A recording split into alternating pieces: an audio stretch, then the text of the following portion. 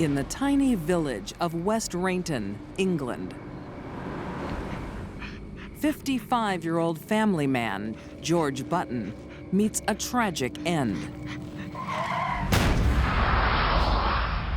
The police were talking about hit and run. George died in hospital the next day from his brain injuries. His young wife, 33-year-old Christina, is left to raise their daughter on her own.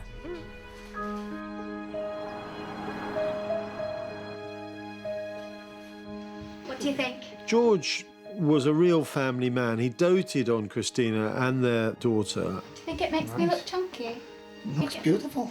Solid and reliable. Oh, look at There you go. George catered to her every whim. And to Christina, image is everything. Won't you look like a princess? Wow, £40 for a kid's dress. What, do you want to look like an orphan? Christina liked to have all eyes upon her, especially her neighbors. It's just now we have this huge mortgage. I'm working too. That's why they bought the biggest house on the street. I have standards, George.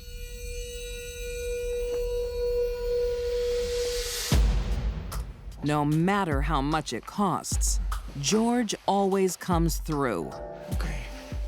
He was obviously completely smitten with Christina and would pretty much do anything she wanted him to. Not only did they have a house they could ill afford, but Christina was happily spending money on designer clothes and expensive holidays.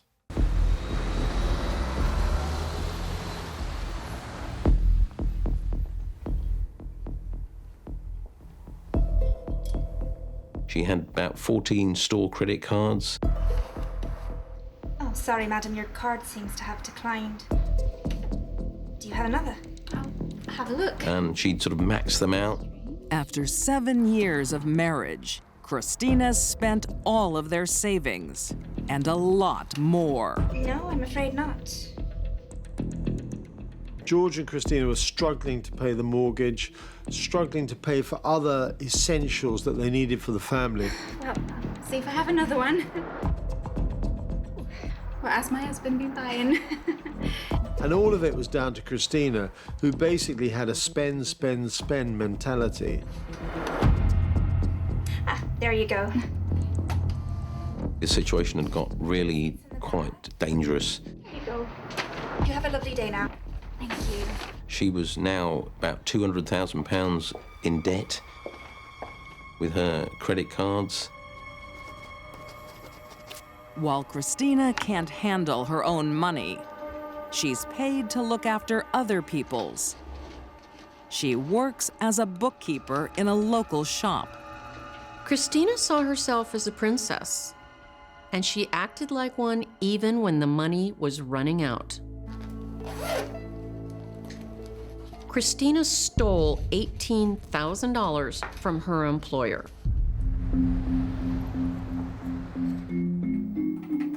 We're not talking about a few shillings. Rather than go to the police, the shop owner listens to a desperate plea from her husband. We really appreciate you talking to us before the police. All right. Well, that's the next step. Is there any other way we can sort this out?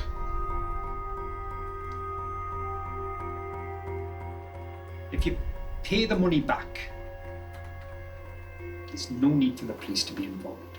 He decided not to press charges. Thank you. You're lucky to have this man. But they had to pay the money back, and in that case, they had to remortgage their house. George just couldn't say no to Christina. You're a bit expensive. I couldn't resist. I don't think Christina even liked her husband, George. Christina married George because she was looking for someone she could dominate and control. Well, girls, how do I look? George is taking up a second job to buy me something special. Christina's idea of how to pay the money back Okay, better room. It was to have George get another job, and the best he could do was delivering pizzas in the evening. He would spend all day working. Poor George. And then have to come back and go out again delivering pizzas in the evening. It was quite sad for a man of that age. I only married him because I felt sorry for him. Christina doesn't seem to care. George is a gift that keeps on giving. Christina couldn't resist bragging about her husband's insurance policy and how much he was worth if he ever died. I guess when he dies, I'll be a merry widow. At this point, the mathematics became very dangerous for George. In 2003, Christina Button is in debt. Then a knock on the door brings a possible solution. Her 20-year-old nephew, Simon Tannehill. He didn't have many friends of his own. He didn't have much going in his life. Oh, Simon!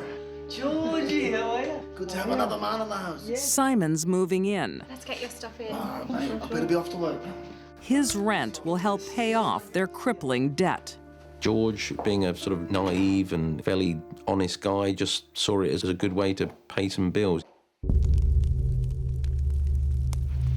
So, have you got a girlfriend? No, not at the moment, no. Christina takes a keen interest in her nephew. Grown up to be a very handsome man. I think Christina let Simon move in because she knew he was pliable. Well, you and I are actually closer in age. Oh, really? He could be useful and he could help her with her plan. Within weeks, the aunt and nephew relationship takes an unusual turn. He seemed to have developed an infatuation for Christina. Just like her husband, Simon falls under Christina's spell. And she decided to manipulate him and even to give him the impression that she was available to him. There were sexual texts sent between them. There's no evidence that they had sex, but it was clearly going beyond the boundaries of what a relationship should be between an aunt and a nephew. For Simon, the sexual tension is all-consuming. Who's been a cheeky boy? I am. Simon was a typical young man in his 20s, and here he's having sexual banter with a 32-year-old woman.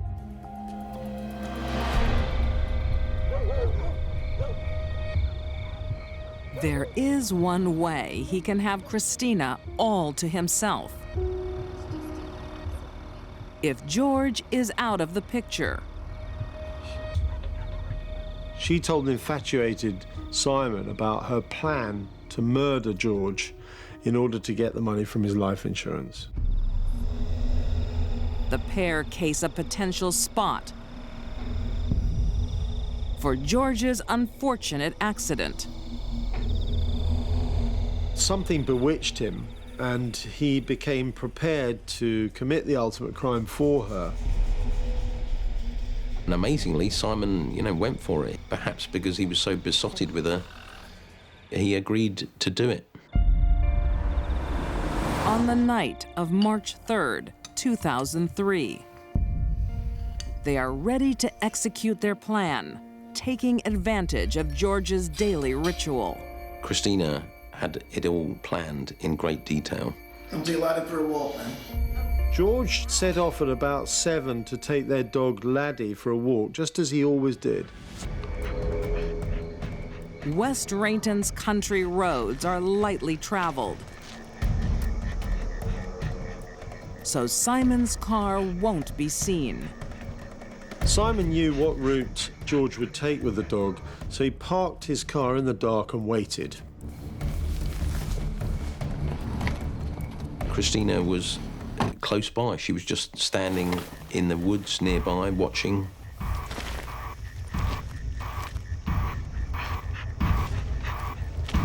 Simon then walked up behind George and hit him repeatedly over the head with a blunt instrument. George was beaten severely. about the head and neck. He never knew what hit him. Christina witnesses every blow. She wanted to watch. I think she wanted to make sure Simon did the deed. She is counting on it looking like a hit and run.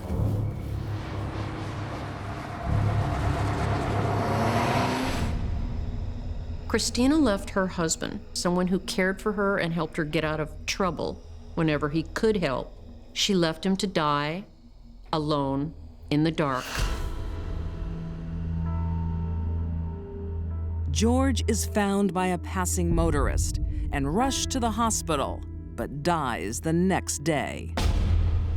We think it may have been a hit and run, ma'am. Christina put on a sort of Oscar-winning acting performance.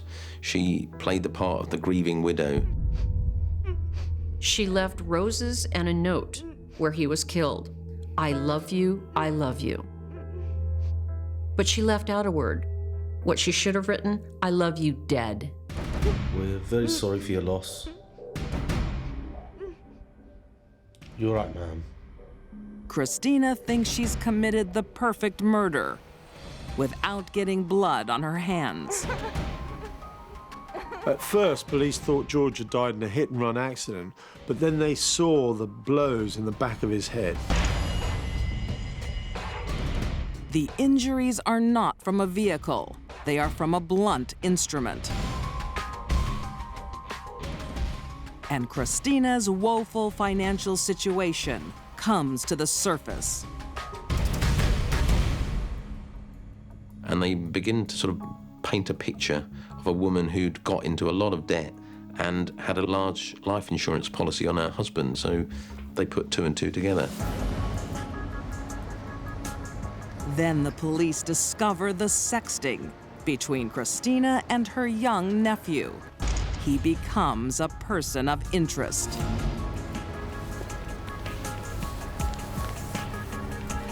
The police then found traces of George's blood in Simon's car.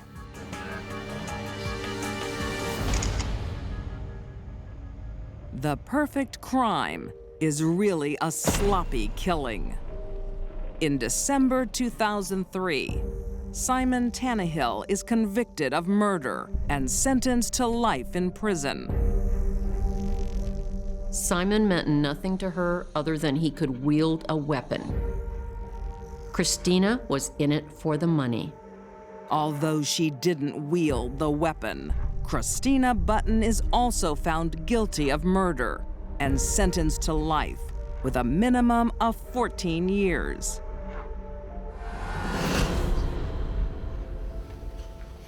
What do you think? George was one of the good guys.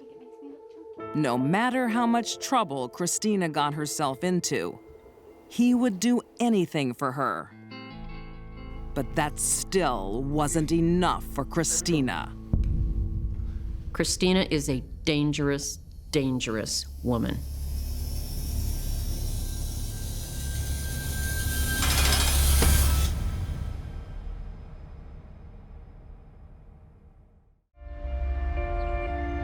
Shreveport, Louisiana. Teenager Brandy Holmes is locked up in juvenile prison. It's not for the first time. By the time Brandy was 13, she had dropped out of school, joined a gang, and was involved in a drive-by shooting. Better move today? Even by juvenile delinquent standards, that's pretty rapid progress. I can tell you there were many convictions at a juvenile level. You better show me some respect. Get a life.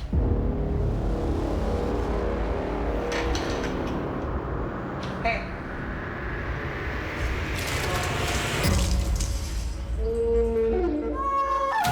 She threw acid on another individual in the prison.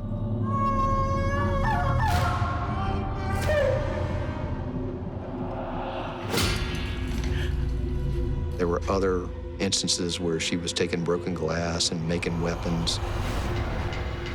The female warden described Brandy as being pretty tough. When a warden describes someone as tough, take it as fact. By the time that she reaches adulthood, she is a well-seasoned criminal.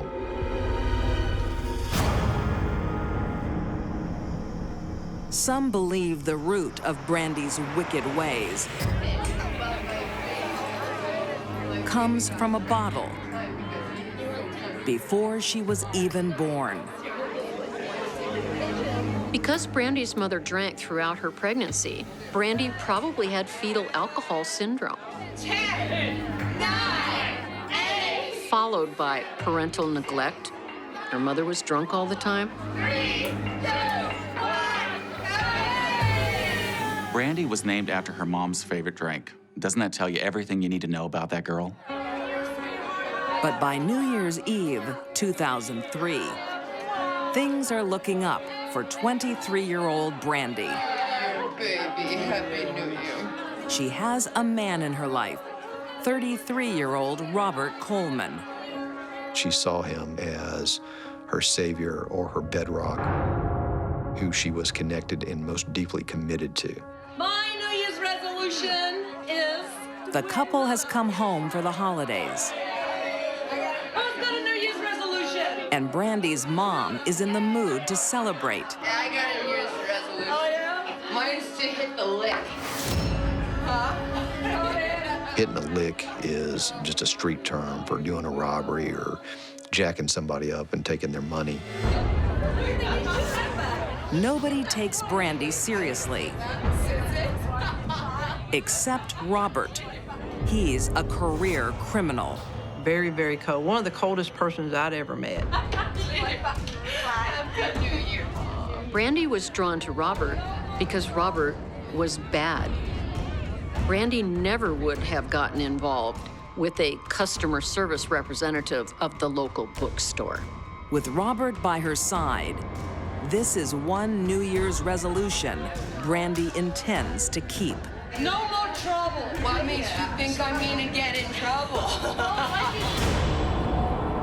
This was a guy who told Brandy she was special, and for her, that meant everything. Brandy and Robert are that classic example of two people who meet and nothing but trouble comes from that union. We're gonna have a lot of fun.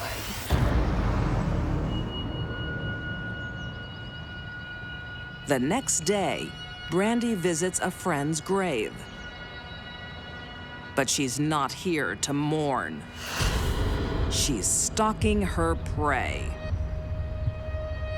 Brandy would go and sit on that gravestone, and when you sit there, you're looking at the Brandon's back door. Retired pastor Julian Brandon and his wife, 68-year-old Alice, Take it easy. live in the nicest house on the block. Come on, Alice, I'm not over the hill just yet. People really, really love them. I'll do it. About to celebrate their 50th wedding anniversary, they've spent their lives helping others. The Brandons were incredibly charitable, sometimes to the detriment of themselves and their children, just to make sure somebody else was okay. That's who these folks were. Brandy doesn't know the pastor and his wife, but she believes these perfect strangers will make the perfect target. When couples meet, they look for common ground. For some people, it's a book that they're both reading, or maybe a wine tasting. For Brandy and Robert, it was hurting other people. Hey, I did it. I did it. I found the perfect couple. Yeah. It was a match made in hell. They were on a path of destruction. Yeah, they are weak as kittens. Are you excited? These two were hell-bent on committing murder.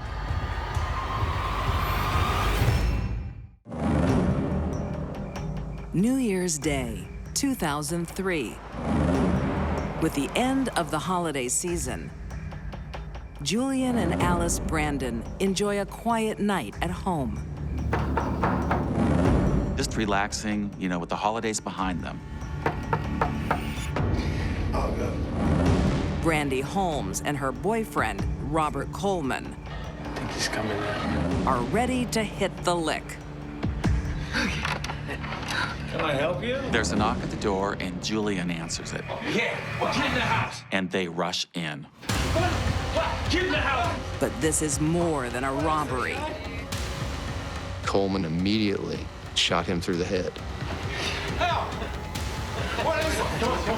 Do it, baby, do it.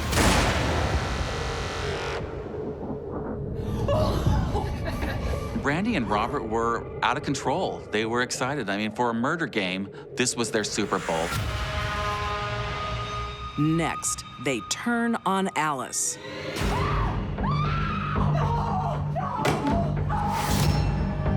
She's elderly. She's terrified. She's thinking that these people are going to do something terrible, and I don't know if I'm going to survive. They were trying to get credit cards and trying to get Miss Brandon to tell them the PIN number to the credit cards. Where's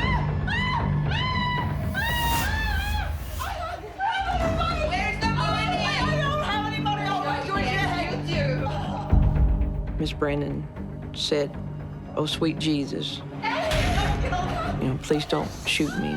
Baby, can I have the gun? And they shot her.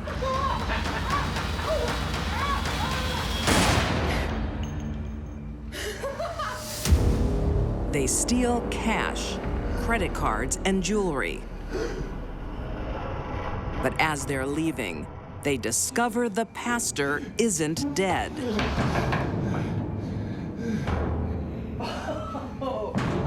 For Brandy, it's the perfect opportunity to show Robert how cruel she can be. They grabbed several knives and started pummeling this old man. Stabbing him in the chest, the face, the top of the head, the back, the neck, slashed his throat. These two were maniacs. This murder was very brutal, very violent. I think Robert and Brandy were trying to impress each other with how bad they could be, and they were also trying to impress the world with how bad they are. It's 4 days before concerned neighbors raise the alarm. Mr. Brandon didn't show up at church that morning. They went to the house and they saw 3 or 4 newspapers laying in the driveway. Hello, Julian? And so the neighbors got kind of worried.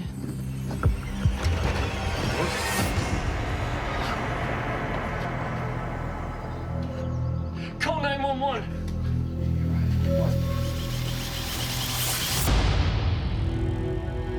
First thing you see is bloody footprints all over the living room area, dining area. The police are shocked to find that Alice is still alive. She was shot in the head. I don't know how she survived. Base, this is Officer 442. It's amazing that Alice survived the attack.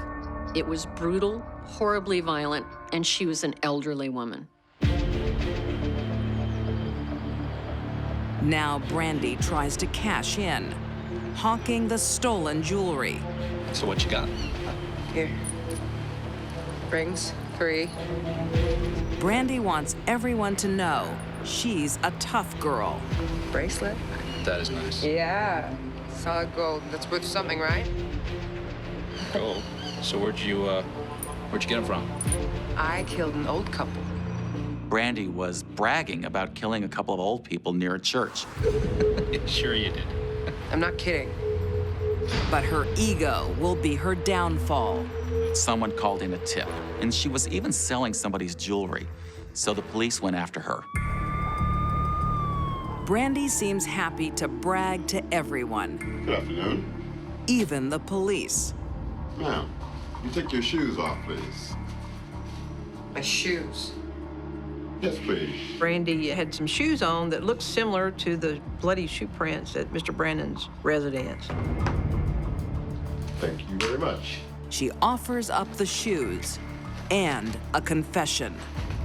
I'd like to talk to you about Mrs. Brandon's credit cards. We burned them. Where? She gave up Robert and she gave up herself. She admitted to the murder. Investigators get all the details they need. I can show you, but I'd have to show you something else. I mean, what?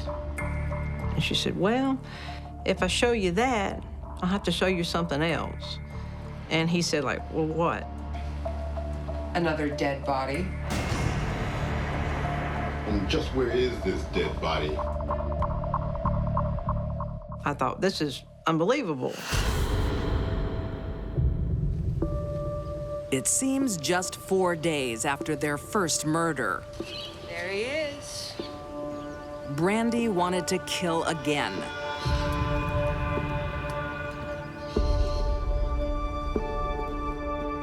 The analogy that I always made was natural-born killers. It's a senseless thrill kill of a friend, 25-year-old Terrence Blaze. After they killed the first time, the second killing would be very easy. And it was. They had just killed for the fun of it.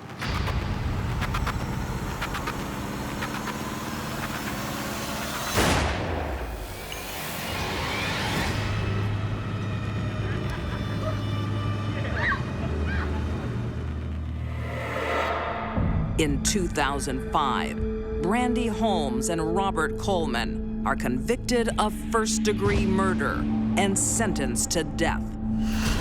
If Brandy and Robert had not been caught, I believe they probably would have gone on to be involved in a rather horrible killing spree.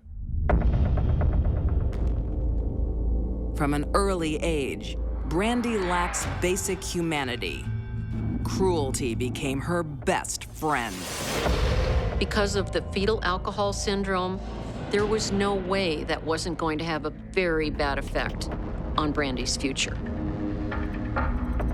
And it did.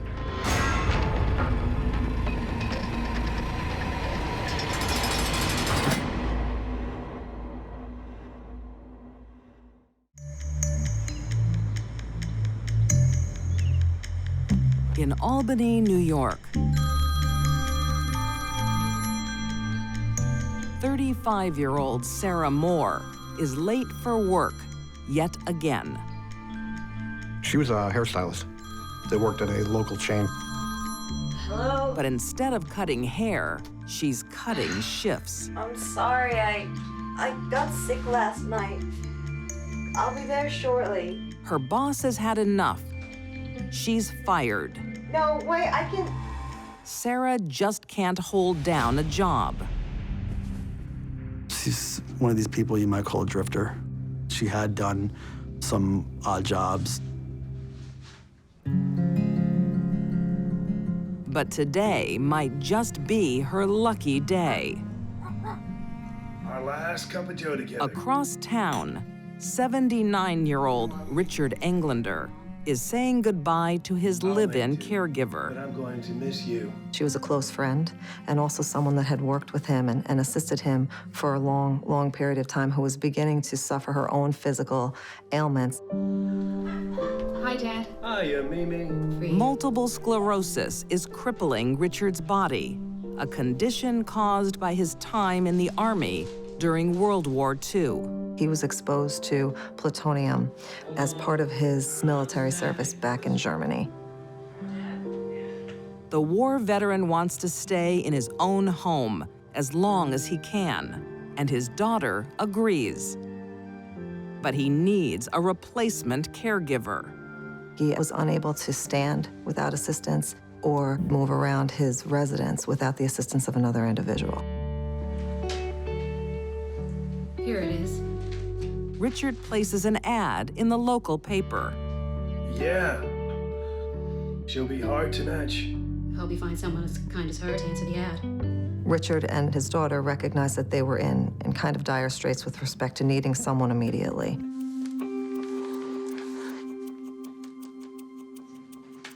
When Sarah Moore read that classified ad, An elderly, infirm man living alone, looking for help. She saw opportunity. Hi, I'm calling about the ad in the paper. Sarah was in a circumstance where she needed a place to live. But Sarah has to convince her new employers that she can take on the responsibility. Have you ever been a carer before? No, but I'm always up for a challenge. And I really need somewhere to live.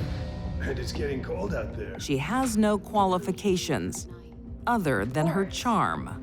My party days are over. Sarah could sell herself to get what she wanted.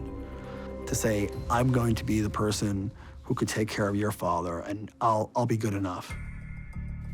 Do you mind stepping out in the hall just for a minute? Sure. Richard's daughter isn't convinced. I'm not sure about her. I think she's fine. And she needs a job. There were some reservations that were expressed by particularly his daughter. You sure? Let's give her a shot. But Richard's charitable heart wins out. Okay, let's do it. Richard felt okay with her, and he wanted to give it a try and give her this opportunity to come and live with him. He's always willing to give. He was a philanthropist, regularly giving back to the community financially and in terms of his own time. So here are the emergency numbers in case you need to give anybody a call. Sure. Please take good care of my dad. I will. For Sarah, things are looking up. The job of taking care of Richard Englander was very attractive to someone like Sarah Moore. Free room and board, basically. You know, you have your own house.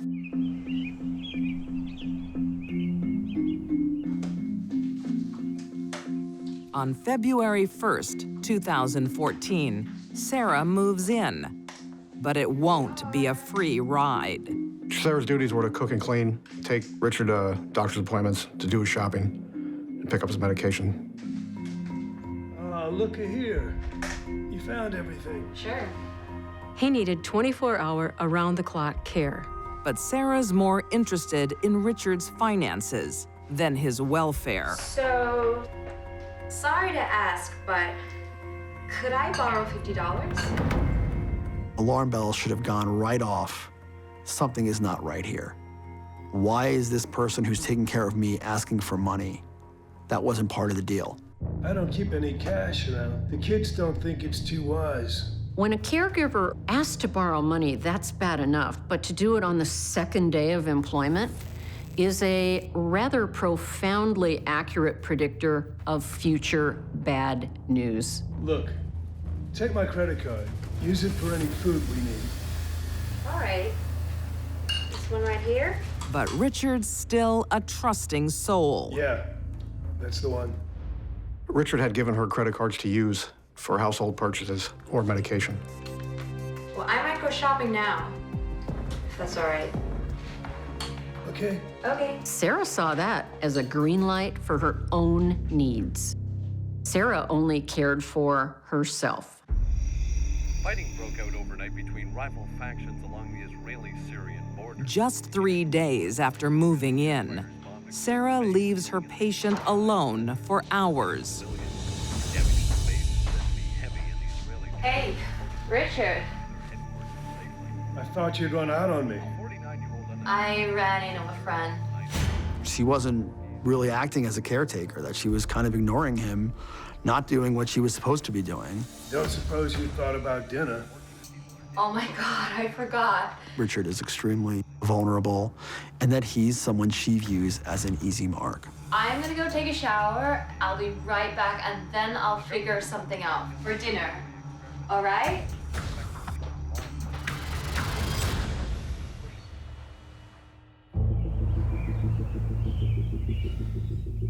Things just get worse. Sarah, are you out there? After 4 days, Sarah seems to have completely given up. Sarah! There was an entire day that Sarah did not get out of bed and did not care for him at all. Sarah Moore was no Florence Nightingale, She was the caregiver from hell. Richard realizes he has made a grave mistake. Sarah has to go. Yeah, she's really not working out. No, I'm all right. But we have to start looking for someone else. Sarah is about to lose her meal ticket. Sarah knew what she wanted, and Richard is not going to stay in her way.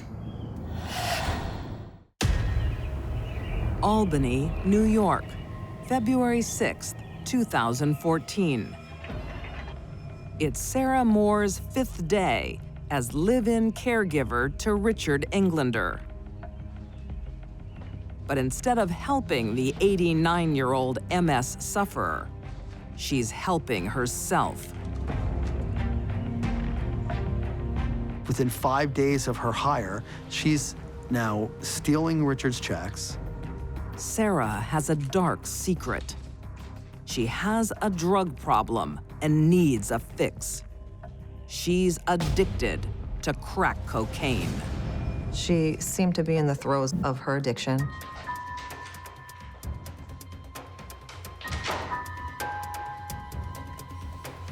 All Richard knows is he's being robbed. Richard contacted his local bank branch I want to report a stolen check. and put a stop payment on the missing check.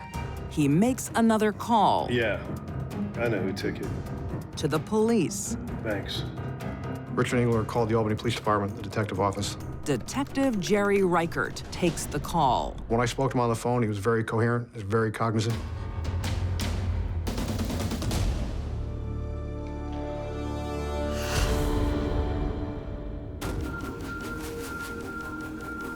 Sarah is now walking straight into trouble. Could you please cash this? The bank branch that she went to is the same branch that Richard had called in reaching out to stop payment on his check. Are you authorized to cash Mr. Englander's checks? Yeah, he asked me to. They took her identifying information, her license. I'm sorry, you're not authorized. Are you serious? Yes, ma'am. They refused to cash it. Give me the check. I think we need to call Mr. Englander.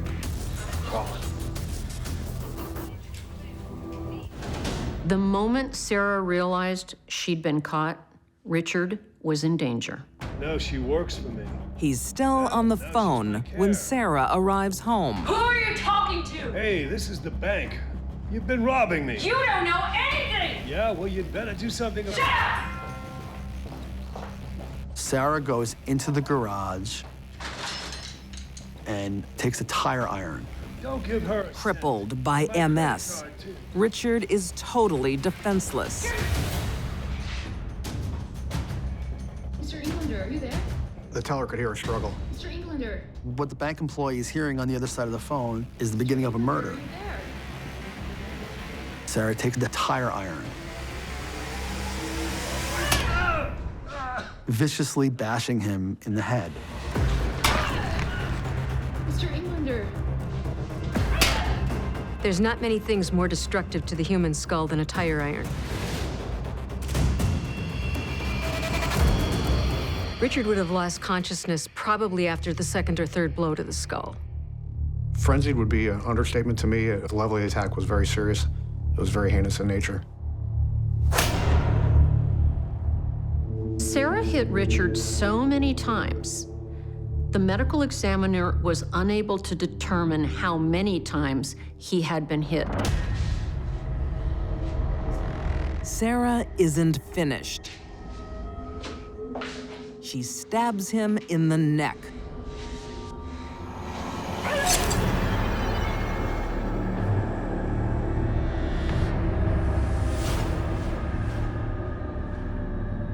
She slaughtered this man, who was, and I can't emphasize this enough, 100% defenseless against her attack.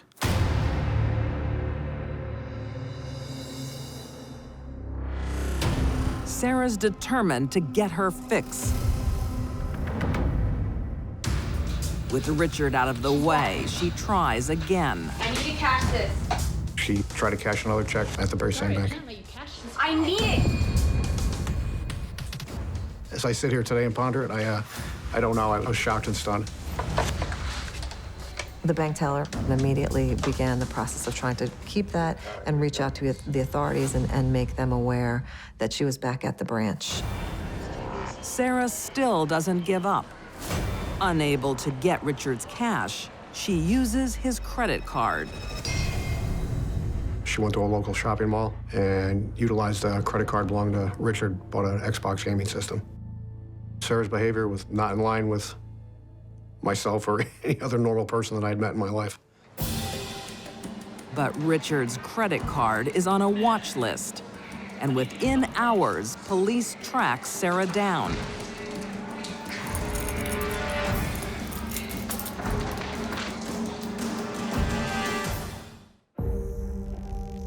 Paramedics can't save Richard. He dies of his injuries in the hospital.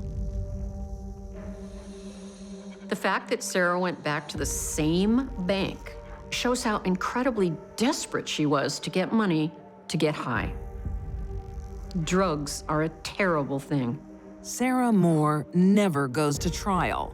She pleads guilty to second-degree murder and is sentenced to 25 years to life. The judge said, I want this on record that Sarah took the knife and cut through Richard's esophagus. He wanted that courtroom to know just how vicious this murder was.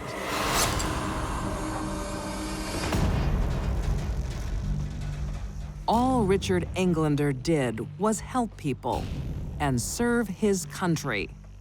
He had no idea what darkness he had let into his home. People can cast a shadow, and obviously they didn't see what was lurking beneath Sarah Moore.